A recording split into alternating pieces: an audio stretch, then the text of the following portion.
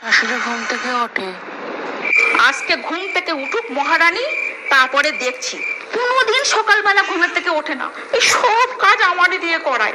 আজকে মুখটা তো ফুলিয়ে রেখে দেবো। উঠুক মহারানী আজকে, তারপরে দেখছি।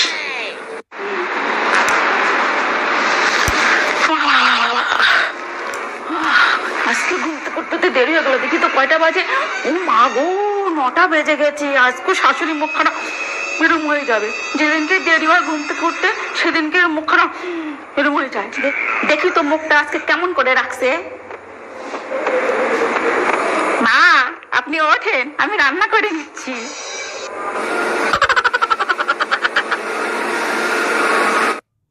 যেদিন বৌমা সকাল সকাল ঘুম থেকে ওঠে। বৌমা, সব কাজ হয়ে গেছে? হ্যাঁ মা, সব কাজ হয়ে গেছে। আপনারা খাইতে দেবো?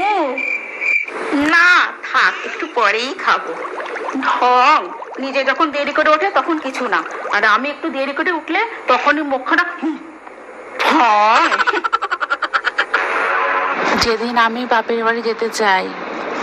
মা, বলছিলাম কি, আজকে আমি একটু বাপের বাড়ি যাব। রান্না বান্না সব করে তারপরে বাপের বাড়ি যাবা? ঠিক আছে মা। মা, রান্না, বাসন মাজা, কাপড় কাচা সব কমপ্লিট করেছি। আপনি শুধু খাওয়াটা একটু দিয়ে দেবেন, ঠিক আছে? তাহলে আসছি। হ্যাঁ, বাই। ঠিক আছে বৌমা, যাও তাহলে। যেদিন বাপের বাড়ি থেকে শ্বশুর বাড়ি যাই। মা, ও মা, মা, আমি এসে গেছি।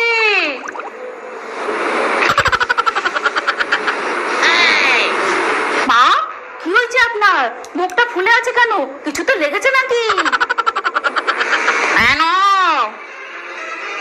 না মানে আপনার মুখটা একটু ফুলে আছে তো, তাই বললাম। বৌমা, বেশি কথা বলছো না?